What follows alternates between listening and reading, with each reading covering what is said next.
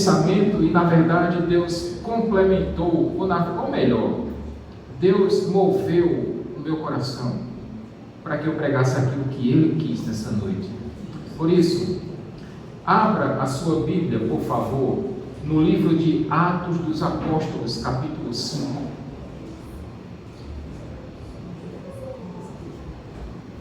Atos dos Apóstolos, capítulo 5. E à medida que você for encontrando, fique de pé em reverência à palavra do Senhor. Atos, capítulo 5. Todos acharam, meus irmãos?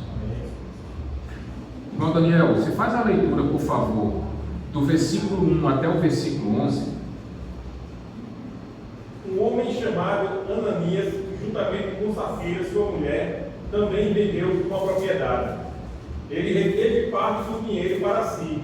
Sabendo disso também sua mulher, e o restante o levou e colocou aos pés dos apóstolos.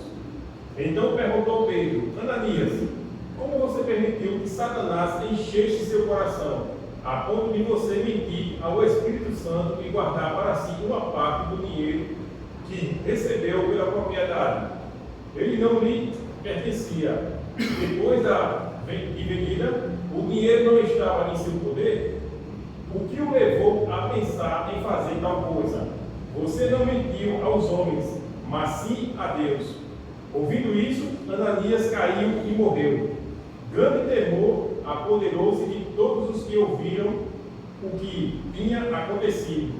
Então os moços vieram, envolveram seu corpo, levaram-no para fora e o sepultaram. Cerca de 3 horas mais tarde, entrou sua mulher, sem saber o que havia acontecido. Pedro lhe perguntou: diga-me, foi esse o preço que vocês conseguiram pela propriedade? Respondeu ela: sim, foi esse mesmo. Pedro lhe disse: por que vocês entraram em acordo para tentar o Espírito do Senhor? Veja, estão à porta os pés dos que sepultaram seu marido, e eles lhe levarão também. Naquele mesmo instante, ela caiu aos pés dele e morreu. Então os moços entraram e, encontrando a morta, levaram-na e a sepultaram ao lado de seu marido.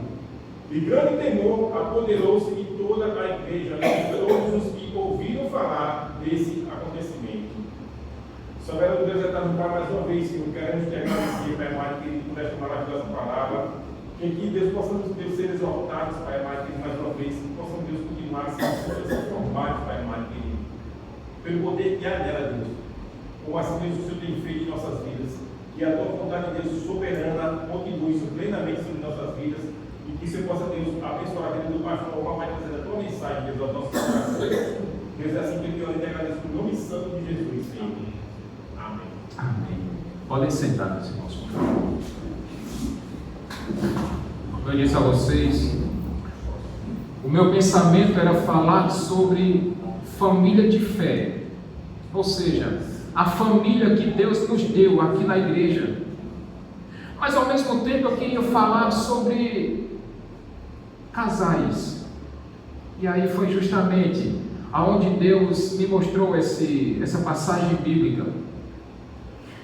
E ela, talvez você já tenha lido em algum momento da sua vida essa passagem. Mas antes que nós entrássemos, ou que nós entremos definitivamente nessa mensagem, nessa passagem, eu queria apresentar para vocês o contexto onde Lucas, que escreveu esse livro de Atos dos Apóstolos, ele encaixou essa história verídica, que aconteceu de verdade.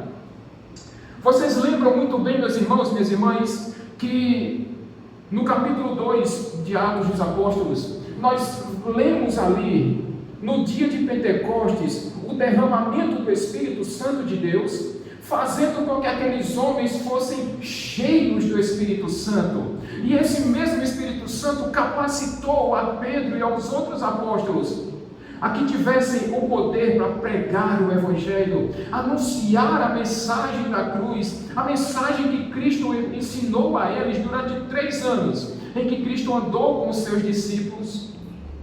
E nesse momento, quando Pedro estava pregando, diz as Escrituras que cerca de 3.000 homens entregaram a sua vida a Cristo Jesus.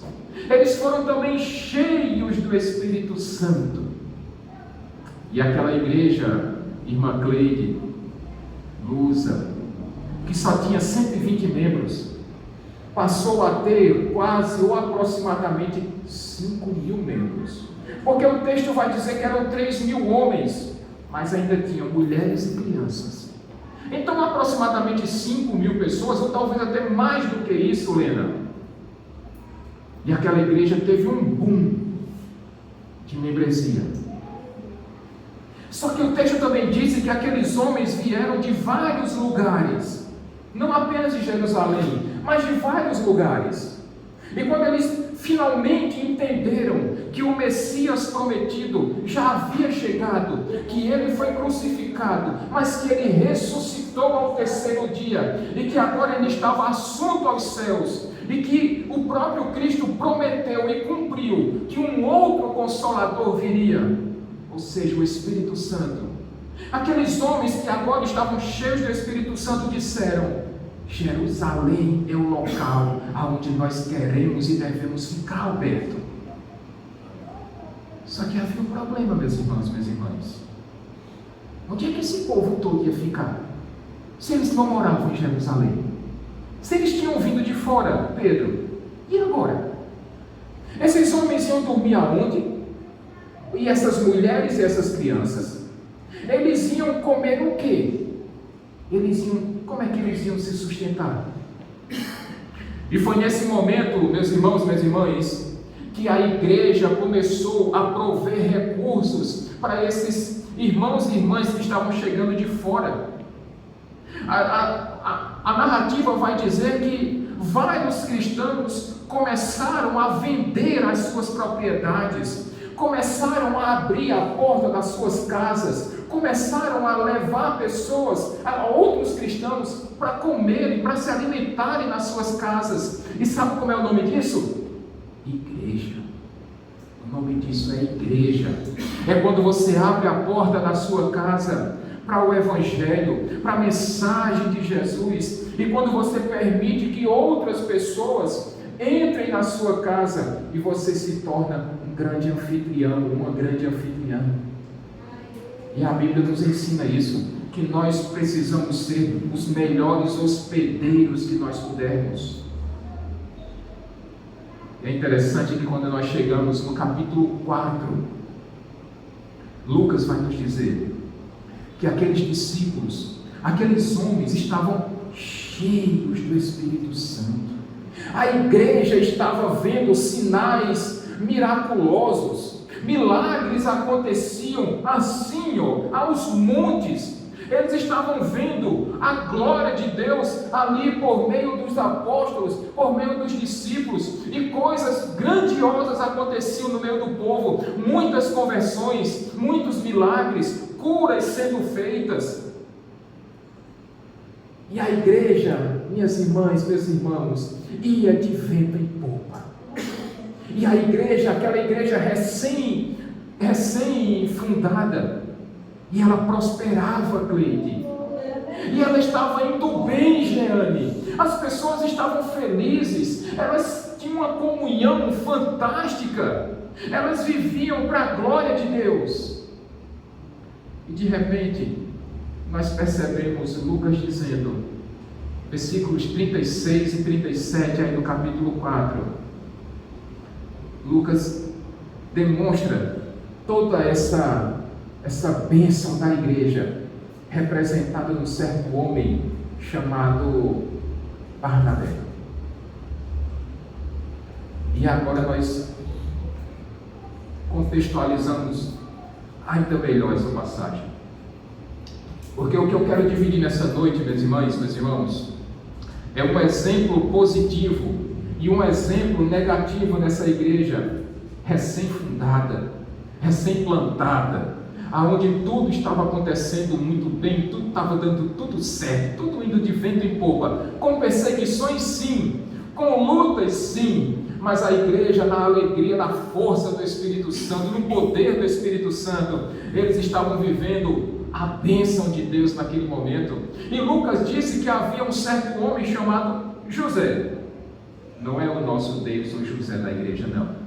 Mas era um homem chamado José, a quem os discípulos chamaram de Barnabé.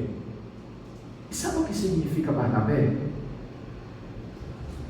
Versículo 36 vai dizer que os discípulos, os apóstolos, chamaram José de Barnabé, porque esse nome significa encorajador.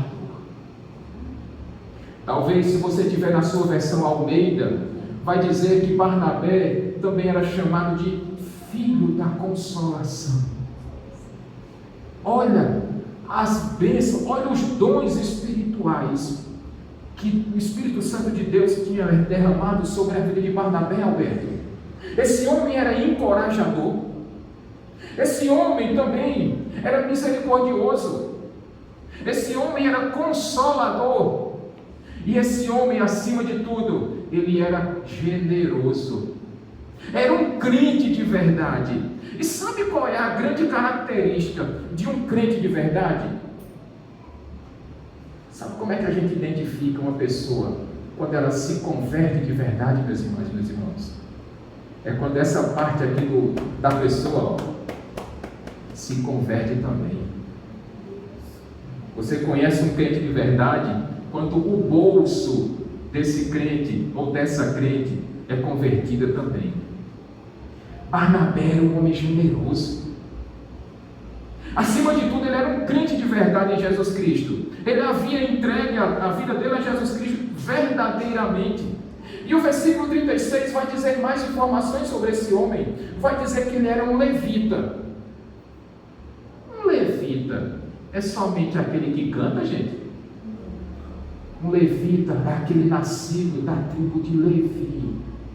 Esse homem, embora tivesse nascido na ilha de Chipre, uma ilha que fica lá no Mediterrâneo, esse homem de verdade era um levita, um judeu verdadeiro de nascimento.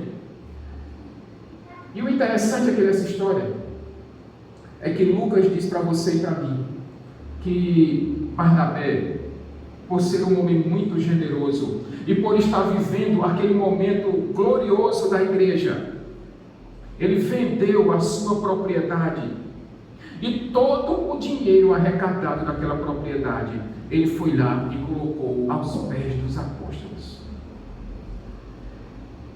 Olha a generosidade desse homem.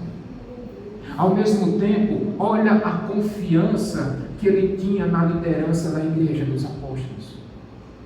Ele pega o dinheiro daquela propriedade que ele acabara de vender e entrega todo aos apóstolos, como que dizendo: olha, vocês são as pessoas apropriadas, vocês são as pessoas que Cristo levantou para que administrassem a igreja, para que administrassem o povo de Deus e para que administrassem também os recursos financeiros. E naquele momento, minhas irmãs, meus irmãos, os apóstolos é que faziam tudo. Parece igreja pequena, né? Os apóstolos pregavam, aconselhavam, instruíam, ensinavam, exortavam, disciplinavam. Se preciso fosse, lavava cadeira, lixava parede, maçada de água marinho. Era quase como um pastor de igreja pequena, né? É aquele que lixa a parede, é aquele que vem para a reunião de mulheres, de homens, de jovens, é aquele que está no ensaio do louvor, é aquele que quando precisa fazer um cimento faz também, é aquele que vai para cima, vai para baixo e aconselha e visita, e vai para velório, e vai para nascimento, e faz casamento. Se vira nos 30, viu? É um bom brilho da pílula. E naquele momento, Barnabé, ele vende a sua propriedade e entrega aos apóstolos, dizendo: olha, esse recurso é para que essas pessoas que estão necessitadas na igreja sejam supridas em suas causas. E o que a gente aprende aqui, meus irmãos, é que generosidade não é algo que nasce conosco. Generosidade é um dom do Espírito. É o dom do Espírito Santo. Porque só vai ser generoso de verdade quem foi alcançado pelo Espírito Santo. E se não for, não é não, viu? Se não for, vai ser aquela pessoa que fica andando assim, margeando a situação. Mais uma prova de que o Espírito Santo usa quem quer, do jeito que quer e como quer. Porque concedeu a Barnabé não apenas um dom, mas vários dons espirituais. Um homem cheio de misericórdia, um homem que se preocupava com a vida do seu próximo, um homem que se importava com o sofrimento do seu irmão na fé. E a pergunta que eu preciso fazer nessa noite: qual foi a última vez, meus irmãos, que vocês perguntaram para alguém daqui da igreja se o seu irmão ou se a sua irmã estava precisando da sua ajuda? Porque esse é o exemplo positivo que nós precisamos extrair da vida de Barnabé. Barnabé era um homem que não apenas era generoso, mas ele também era encorajador. Mais uma vez, quando foi que você chegou perto de alguém e disse: vamos nos animar, vamos para a casa do Senhor com alegria? Que manda uma mensagem ou faz uma ligação perguntando se a pessoa acordou bem ou não, e traz aquela mensagem de encorajamento, de ânimo, de vigor, de alegria. Ou consolador, como também Barnabé era, que muitas vezes oferece o seu ombro para que seu irmão ou sua irmã na fé simplesmente chore e desabafe com você. Veja, meus irmãos, que esses dons do Espírito são muito mais comuns dentro da igreja do que nós imaginamos. Mas talvez o Espírito Santo tenha dado a você um desses dons e você tenha enterrado ele. O convite nessa noite para todos nós: desenterre os dons espirituais que você tem. Coloca para fora os dons espirituais que Deus te concedeu através do Espírito Santo. Não deixa preso não. Não deixa morto não. Reaviva o teu altar. Peça ao Espírito Santo: Espírito, capacita-me. Desperta os dons que o Senhor me deu, para que eu possa usá-los em prol do teu reino, da tua glória, da tua majestade, da tua soberania, para que a igreja seja edificada, seja aperfeiçoada. Esse é um exemplo positivo que nós vimos aqui. Barnabé pega a sua propriedade. A gente não sabe se era em Chipre mesmo, mas ao que o texto nos leva a entender, essa propriedade de Barnabé. E dizem, minhas irmãs e meus irmãos, que Barnabé era um homem de posses, encorajador, porque foi ele que encorajou o apóstolo Paulo no começo do seu ministério. Foi esse mesmo Barnabé que na primeira viagem missionária estava lá com Marcos, o jovem Marcos, que era primo de Barnabé por acaso. Então, se precisamos extrair coisas boas do texto, sejamos encorajadores uns dos outros, sejamos consoladores uns para com os outros, sejamos ricos em misericórdia, como Cristo disse: bem-aventurados os misericordiosos, pois obterão misericórdia. Sejamos generosos, porque muito mais generoso foi Deus conosco, que tem suprido as nossas necessidades. Pois bem, agora nós podemos entender porque é que Lucas falou sobre Ananias e Safira. Esse casal aqui, vendo aquele movimento que estava acontecendo na igreja, quando aquelas pessoas que tinham mais condições estavam vendendo suas propriedades para poder ajudar aqueles necessitados. As pessoas estavam sendo piedosas ali na igreja, generosas, bondosas uns para com os outros.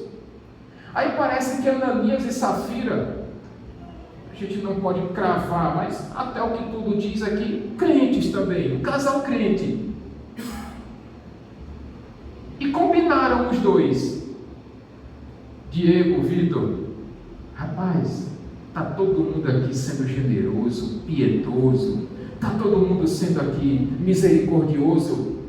A gente não pode ficar de fora dessa. Porque senão vão dizer, oxe, só vocês que também não estão participando disso. E aquele casal, Ananias e Safira, tiveram a brilhante ideia de vender também a sua propriedade. Porém, eles fizeram um acordo entre eles dois. Vamos demonstrar que aparentemente nós somos piedosos e generosos, e vamos pegar o dinheiro da nossa propriedade, vamos guardar uma boa parte desses recursos e vamos entregar o restante para os apóstolos. Demonstrar uma falsa piedade, minhas irmãs, meus irmãos, isso não é um dom espiritual.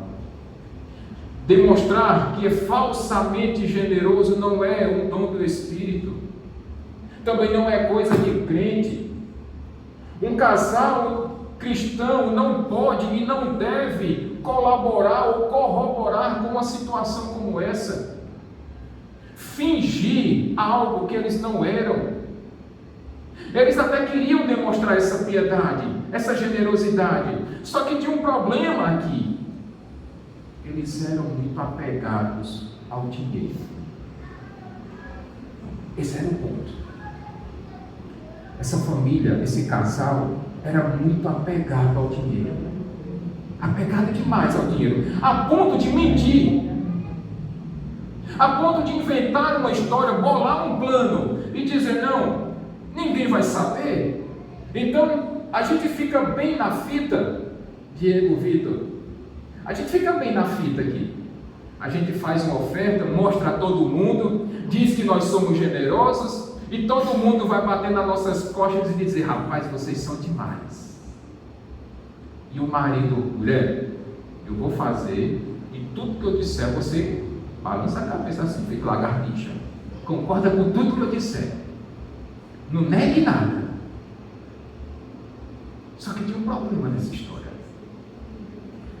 Eles se esqueceram que os apóstolos, os discípulos, a liderança da igreja estava cheia do Espírito Santo de quem?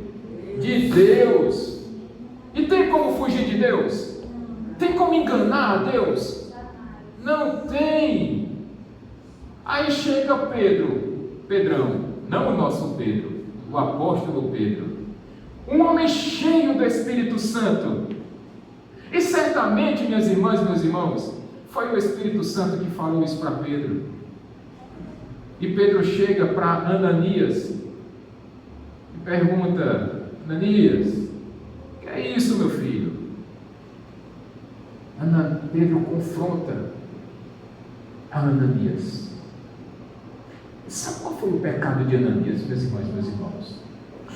E esse é o segundo ponto que eu quero chegar. O exemplo negativo de uma família, de um casal que não agrada a Deus. E eu vou dividir esse segundo ponto, em duas partes. Primeiro eu vou falar do marido, nós homens. Primeiro eu vou falar de nós. Depois eu vou falar com as irmãs, com as esposas, com as mulheres. Pedro, um homem cheio do Espírito Santo, Pedro, chega para Ananias e confronta o pecado dele, confronta o pecado de Ananias. Mas então qual foi o grande pecado de Ananias? Mentira e falsidade. Mentira e falsidade. É por isso que no versículo 3, Pedro chega e confronta a Ananias, e chega tranquilamente, Ananias, porque você permitiu que Satanás, viu? Porque você permitiu que Satanás enchesse o seu coração, a ponto de você mentir ao Espírito Santo, retendo ou guardando uma parte do dinheiro daquela propriedade que você tinha vendido. Esse foi o confronto que Pedro fez a Ananias. No versículo 4, Pedro vai dizer, Ananias, a propriedade não era sua? O terreno não era seu. Se porventura você vendesse esse terreno, de quem era o dinheiro? Era seu, Ananias. O que foi que deu na sua cabeça para você fazer uma coisa dessas? Você não mentiu aos homens, mas você mentiu a Deus. Mentiu a Deus. E eu queria nesse momento, igreja, mas principalmente nós homens, os mais jovens aos mais experientes, trazer para você quais foram os pecados de Ananias. O primeiro pecado desse homem foi que ele mentiu aos apóstolos. Ele vendeu a propriedade dele, Daniel, o diabo do marinho, e pegou uma parte do dinheiro e combinou com a esposa. Isso aqui, ó, guarda aqui, isso aqui é nosso. A gente não sabe, mas talvez Ananias tenha dito: vou guardar um pedacinho aqui, porque daqui a pouco eu posso comprar um terreninho, ou eu vou fazer um investimento, ou eu vou trocar de carro, ou vou trocar de moto, ou eu vou pagar todas as parcelas da minha faculdade adiantado, ou eu vou encher meu guarda-roupa, vou comprar um bocado de sapato, carteira bacana, um monte de camisa de clube de futebol, vou guardar para mim, é meu.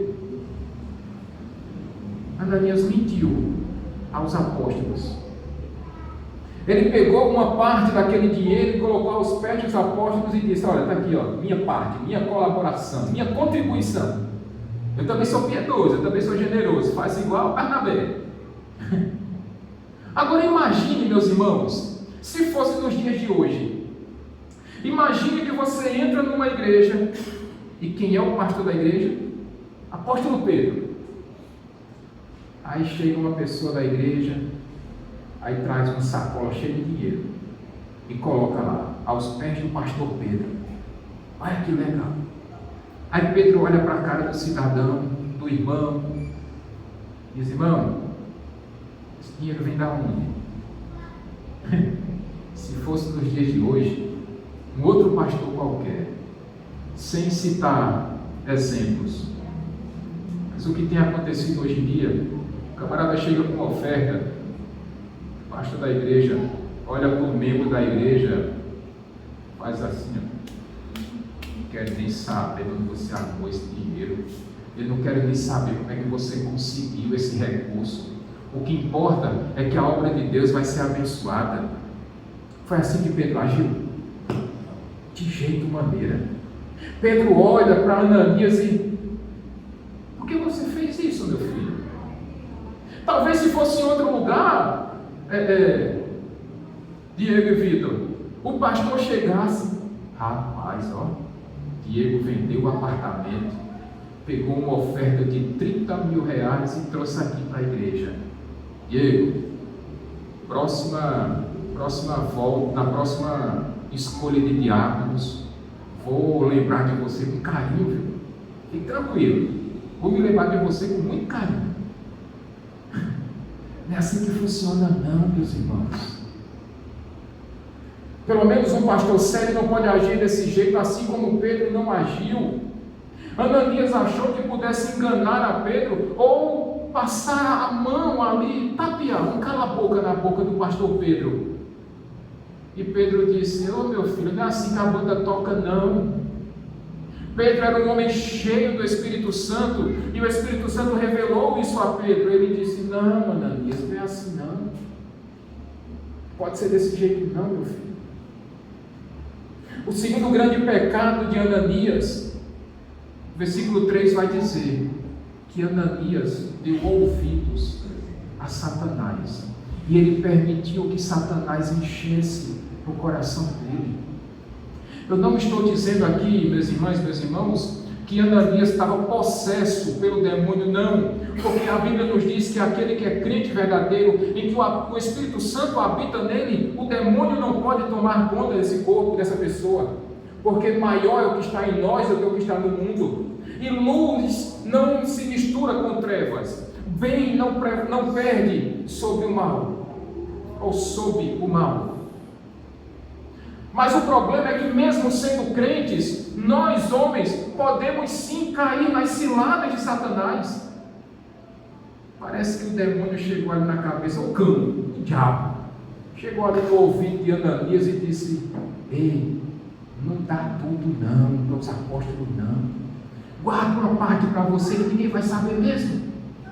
Você passa por bonzinho na história e você ainda fica com uma boa quantia no bolso.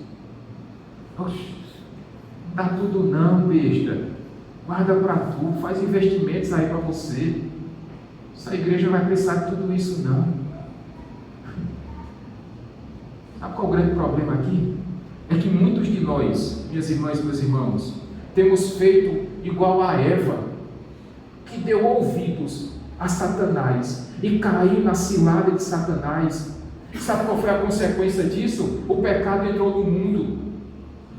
Ananias caiu nessa mesma armadilha do diabo, que vem com mentiras, com enganos, com falsas vantagens para você e para mim.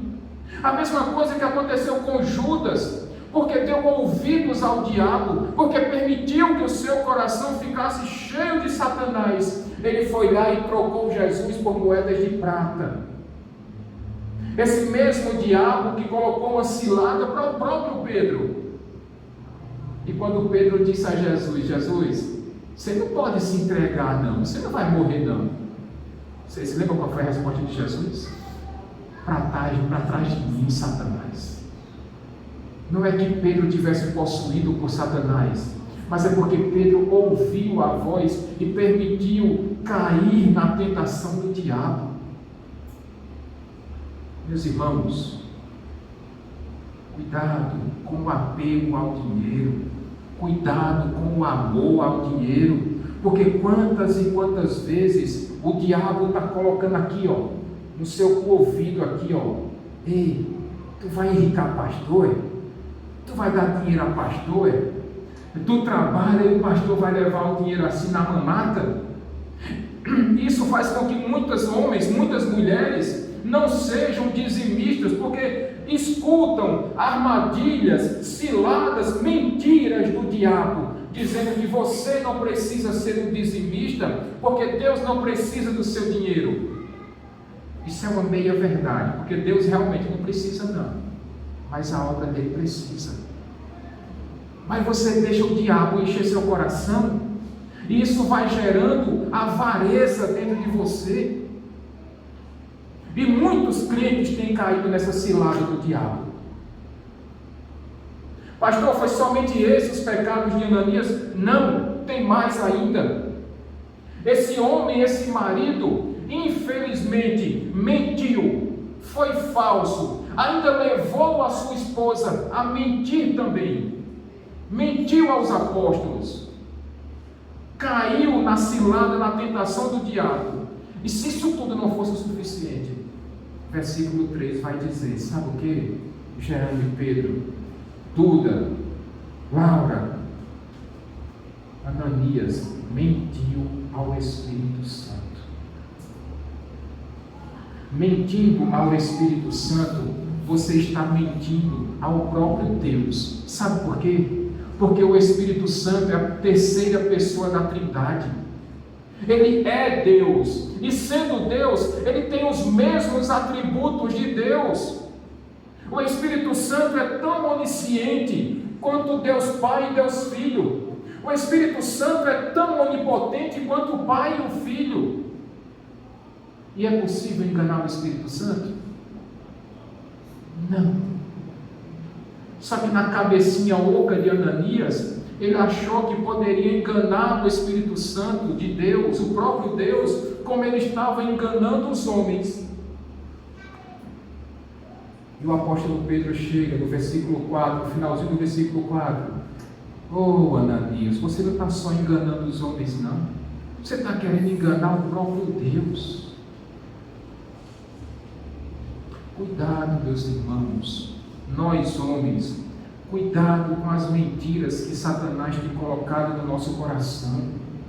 Cuidado com as cascas de banana que o diabo tem espalhado no nosso caminho.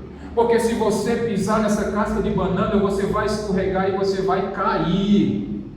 E quando você cai, a vergonha é maior. E quando você cai, o constrangimento é gigante. E quando você cai, os problemas vão se acumulando. Pare de ouvir as palavras mentirosas do diabo, em nome de Jesus.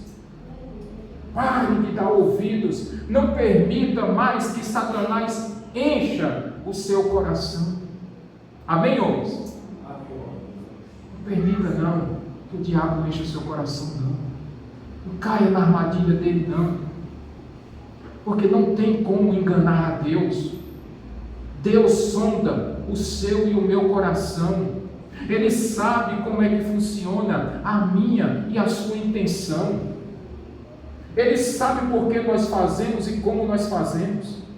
Então não adianta. Você pode enganar a sua esposa, você pode enganar o seu marido, você pode enganar os seus filhos, você pode enganar o seu pastor, você pode enganar os seus irmãos de sangue, os seus irmãos de fé.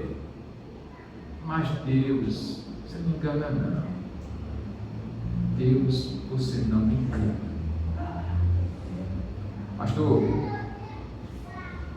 versículo 5 vai dizer que naquele momento, depois que Pedro repreendeu Ananias, ele caiu morto aos pés de Pedro. Mortinho. E o versículo 5 vai dizer, minhas irmãs e meus irmãos, que naquele momento um grande temor tomou conta das pessoas. Aí às vezes, irmã Adelaide, irmã Dorinha, as pessoas me perguntam: pastor, eu preciso ter medo de Deus? Sim, lógico. Você está diante de um Deus santo, justo, poderoso, que não permite, não aceita, ele não corrobora com o seu e o meu pecado. Então não adianta achar que se pode enganar a Deus, porque não pode. Aquela igreja estava vivendo um momento fantástico. Milagres, bênçãos, pessoas entregando a vida a Cristo. O amor de Deus prevalecia naquela igreja. Mas Deus é somente amor? Deus é justiça também. Deus é santo, meus irmãos, minhas irmãs. E a santidade de Deus não permite que ele simplesmente passe a mão no meio do seu pecado. Aquele homem morreu, ele foi fulminado, porque não se pode afrontar, não se pode bater de frente com a santidade de Deus e achar que vai sair impune. Não pode. Portanto, você e eu precisamos ter medo de um Deus santo, sim, porque o que Deus exige de você e de mim, como nós vimos hoje na aula, Jesus Cristo disse: sejam perfeitos, como perfeito é o vosso Pai Celestial. Esse mesmo Pedro disse na sua primeira epístola: sejam santos, porque o Senhor é santo. Perfeição e santidade é o que é exigido de nós. É o que é cobrado de você e de mim. O padrão do reino de Deus é muito alto. E naquele momento, versículo 6 vai dizer que alguns moços que estavam ali, na mesma hora, Diego e Vitor, eu pensei na cena. Ananias morto, aí chega Vitor e Diego. Aí Vitor chega: Diego, tu pega nas pernas, tu pega nos braços. 2 homens fortes na pila desse. Aí ele disse: pai, tu pega de um lado, tu pega do outro, a gente sacode e joga lá e dá dentro do buraco da cova, joga a terra em cima e enterra. Porque foi isso que os moços fizeram.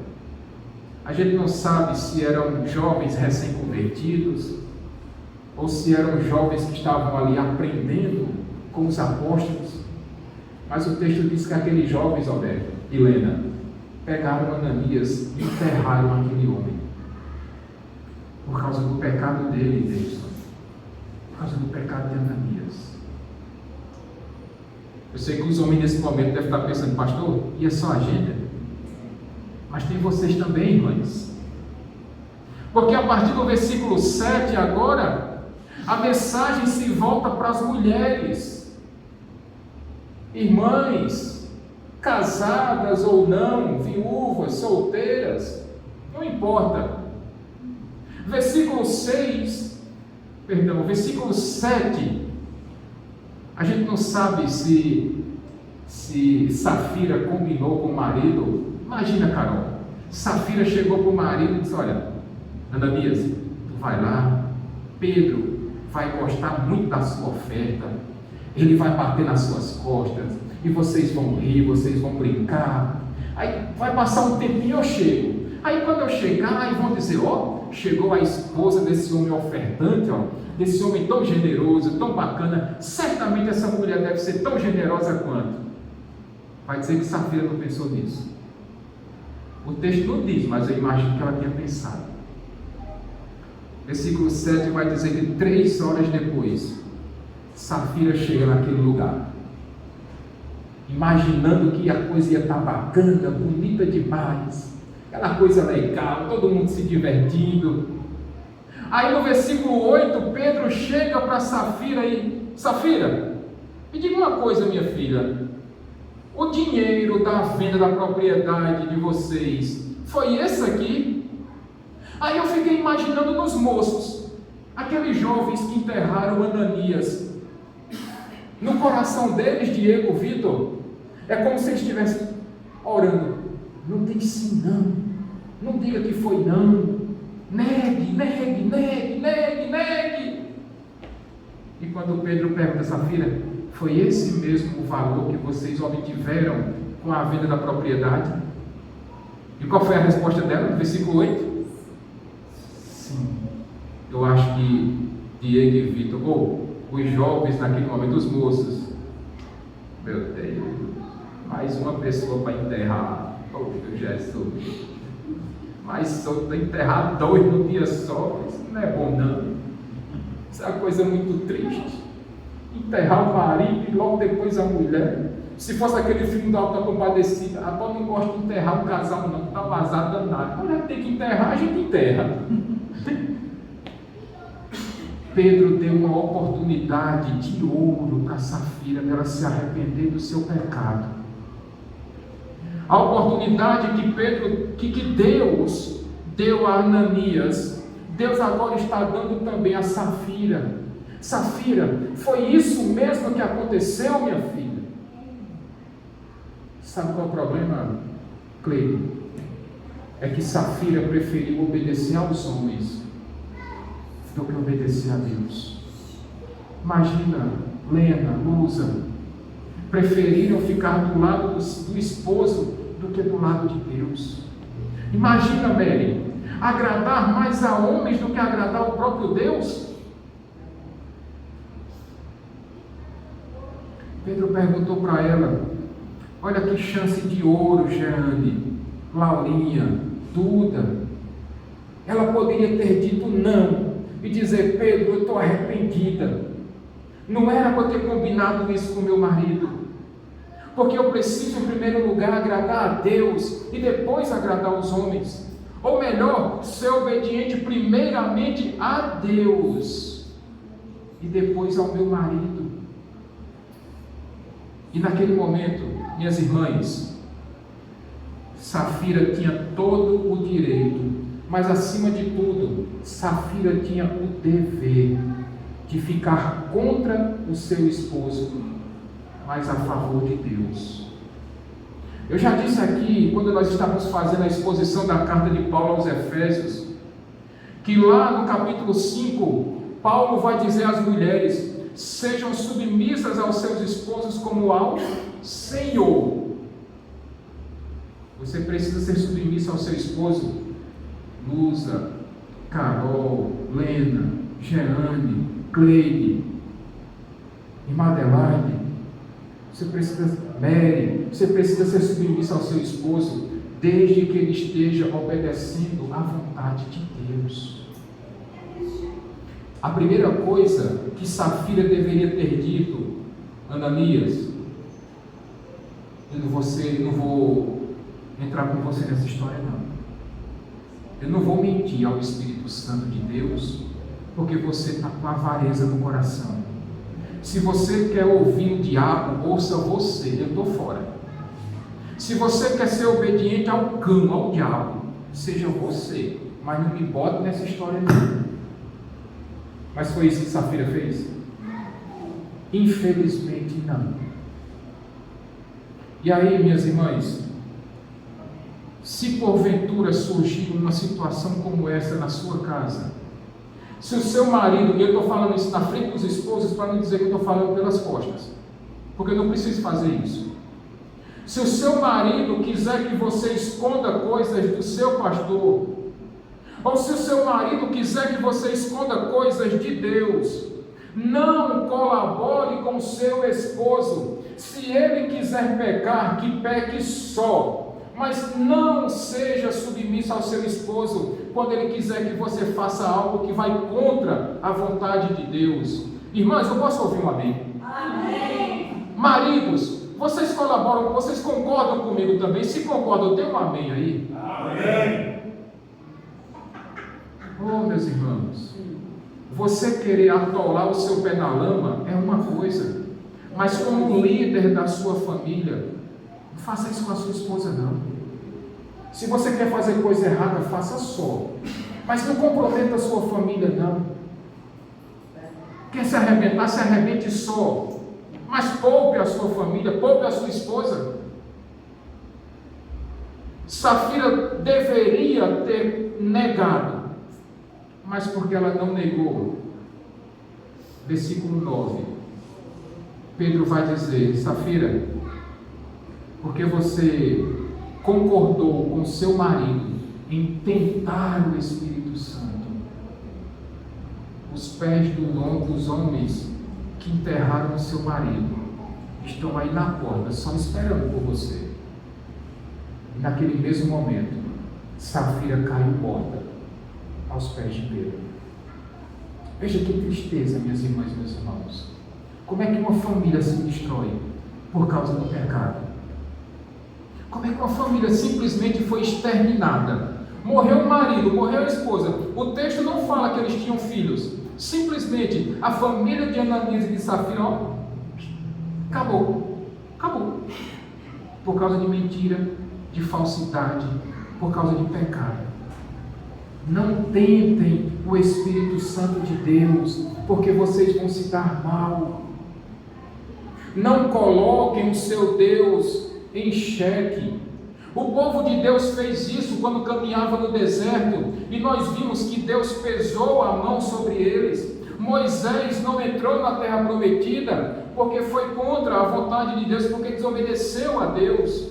Arão do mesmo jeito. E tantos outros personagens bíblicos entraram pelo cano porque tentaram o seu Deus. Mas ele está dado nessa noite, meus irmãos e meus irmãos. Não tentem o seu Deus, não coloquem Deus à prova, porque Deus é amor, porque Deus é bondade, porque Deus é misericórdia, porque Deus é graça, porque Deus é bênção, porque Deus é milagre, mas Deus também é justiça. Deus é santo. O texto vai dizer, versículo 10, que a igreja, versículo 11, quando soube desse acontecido, temeu a Deus. O temor se estabeleceu ali na igreja, aquela igreja que estava vivendo o seu melhor momento, uma igreja nova, bacana, vivendo só coisas boas. De repente surgem 2 mortos dentro da igreja. Eu já disse aqui várias vezes e vou continuar dizendo que a pedagogia de Deus é diferente de tudo aquilo que nós conhecemos. Se você me perguntasse, pastor, por que Deus fez isso com esse casal? Para que o exemplo de Ananias e Safira fosse lembrado por todos os membros daquela igreja nova. Para que quando alguém pensasse em tentar a Deus, para que quando alguém pensasse em mentir ao Espírito Santo, se lembrasse do exemplo de Ananias e Safira e dissesse: rapaz, naquela igreja ali mentiroso morre. Naquela igreja ali o falso morre. Naquela igreja ali o hipócrita não tem vez, é fulminado. Pastor, será que não corria o risco de todo mundo ir embora daquela igreja e dizer, não, rapaz, o negócio ali é pesado demais? Eu garanto a vocês que não. O temor tomou conta daquela igreja, sim, mas era um temor santo. Era um temor diante da santidade de um Deus justo, de um Deus que é chamado de justo juiz, que julga com retidão e que não passa a mão na cabeça de pecador. Por isso ele derramou a sua justiça em cima do seu próprio filho. E aí, diante de uma situação como essa, meus irmãos e minhas irmãs, de onde a disciplina de Deus recaiu sobre a igreja, vocês acham que aquela igreja se esvaziou? Irmão Daniel, o que é que diz o versículo 14, por favor? Em número cada vez mais, em número cada vez maior, homens e mulheres criam no Senhor e lhes eram acrescentados. Sabe por quê? Porque quando você chega numa igreja aonde o pecado é aceito, aonde a liderança da igreja vê pessoas chegando embriagadas, vê homens chegando depois de ter consumido bebida alcoólica, quando você chega numa igreja onde a liderança da igreja permite que mulheres andem seminuas, quando a liderança da igreja permite que os jovens pratiquem relações sexuais antes do casamento e não são disciplinados, não são aconselhados, não são corrigidos, essa igreja não é uma igreja saudável. E minhas irmãs, meus irmãos, no momento em que a igreja deixa de ser sal e luz nessa terra, sabe para que ela serve? Para ser jogada fora, porque ela não está mais fazendo diferença, porque ela não está mais glorificando a Deus, porque não está demonstrando a santidade de Deus, a retidão de Deus, a moralidade de Deus, porque uma igreja que está mais preocupada com a lã das ovelhas do que com a própria ovelha, essa igreja está doente. A preocupação da liderança de uma igreja saudável não é com a lã das ovelhas, mas é com a saúde e a segurança das ovelhas. Então, minhas irmãs e meus irmãos, antes que alguém pense, pastor, a disciplina não foi pesada demais, não. Diante de um Deus santo, não. Tanto não foi que aquela igreja continuou crescendo em número, continuou crescendo em membresia, porque uma igreja saudável, meus irmãos e meus irmãos, precisa demonstrar que o reino de Deus tem valores diferentes. Uma igreja saudável precisa demonstrar que o reino de Deus é diferente do reino do mundo, e nós precisamos andar na contramão do mundo. Nós vivemos num momento de contracultura. E uma igreja saudável, ela se caracteriza porque ela é contrastante com os valores do mundo. Então não, uma disciplina bíblica, ela é benéfica para que a pessoa, um crente verdadeiro, possa corrigir a sua vida e se parecer cada vez mais com Cristo. E eu finalizo a mensagem dessa noite, meus irmãos, trazendo algumas pequenas aplicações, mais algumas, para nós nessa noite. A primeira é sobre o exemplo positivo de Barnabé. E queira Deus que todos nós sejamos Barnabés dentro da igreja, que todos nós sejamos encorajadores uns dos outros, que todos nós sejamos misericordiosos uns para com os outros, que todos nós sejamos filhos da consolação uns para com os outros, que todos nós, como Barnabé foi, que todos nós também aprendamos com a generosidade de Cristo e nós também sejamos generosos para com o reino de Deus e a sua obra. A Bíblia diz que o apego, o amor ao dinheiro é a raiz de todos os males. Mas essa mesma Bíblia vai dizer: busque em primeiro lugar o reino de Deus. E as outras coisas que o dinheiro pode comprar, sabe quem é que vai acrescentar? É Deus. Quem vai acrescentar é Deus. Não precisa ser tão apegado a dinheiro, não. Seja apegado a Jesus. A segunda aplicação que nós precisamos fazer, e eu vou me voltar especificamente para os homens. O grande problema de Ananias é que ele era um homem que falava mentiras, que vivia mentiras.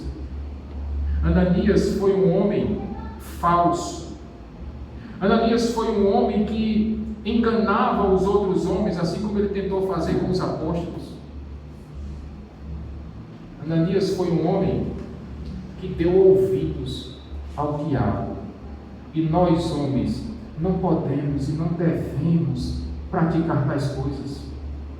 Não cabe para um homem crente ser mentiroso, falso, enganoso, que leva a sua esposa para caminhos obscuros, que compromete a santidade da sua esposa.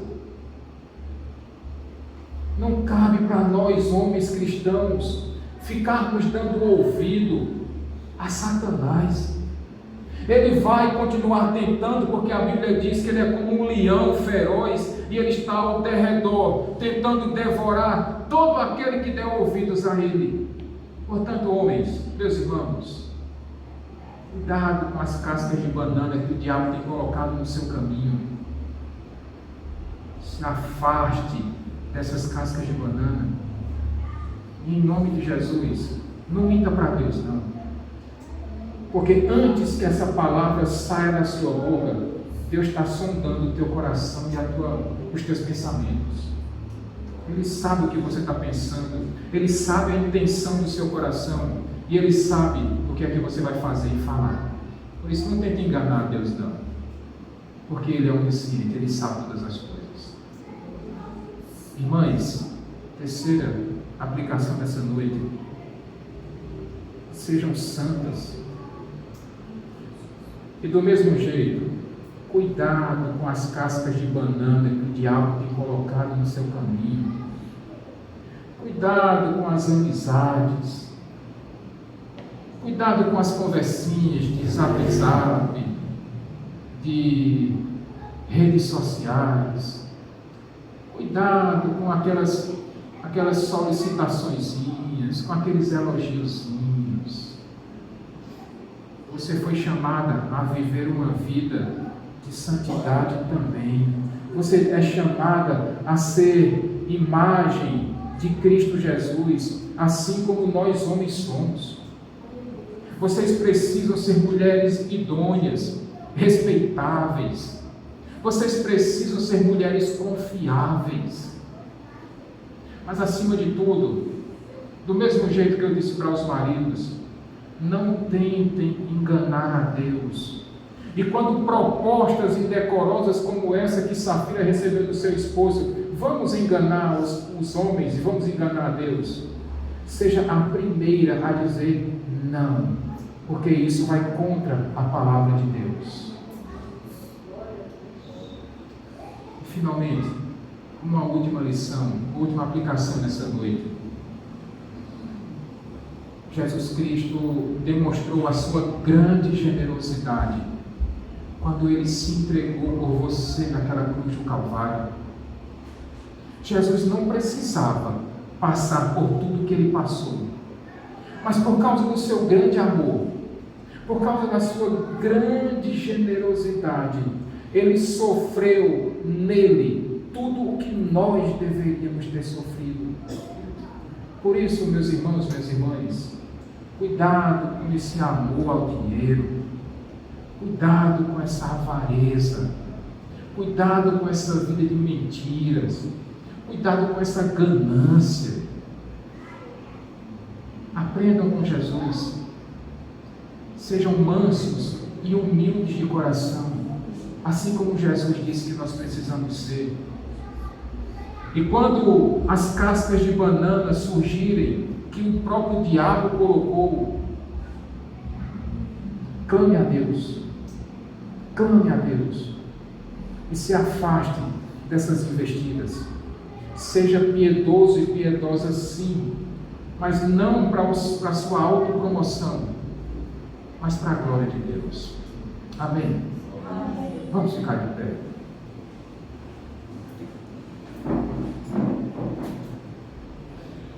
Esse é um momento importante porque, para aqueles que podem cear, é um momento em que você precisa se arrepender dos seus pecados.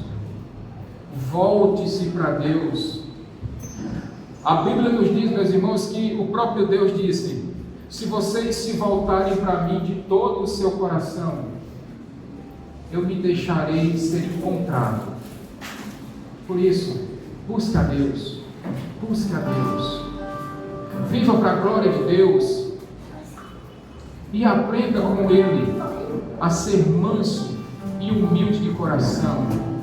Porque assim você vai estar glorificando o nome do seu Deus.